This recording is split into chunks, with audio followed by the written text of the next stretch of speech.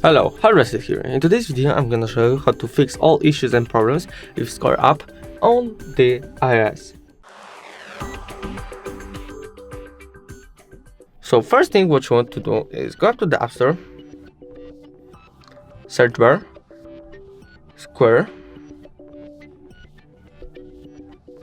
take your Square app and you need to update it. I have updated in the newest version, but if you have the available update is always right here when this open.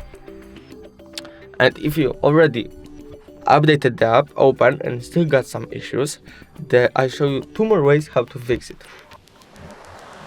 The next way is go to the settings, scroll all the way down, go to the apps, find your app,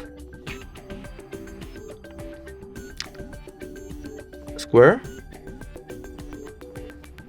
right here I got my app, and here you need to set all the settings for the fabric, like mine. Siri right there,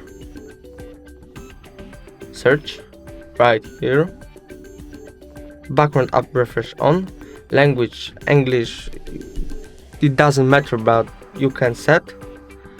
Tap to pay on iPhone screen lock, you don't need to. Always play sound, you don't need to. And improve tap to pay on iPhone, you don't need to.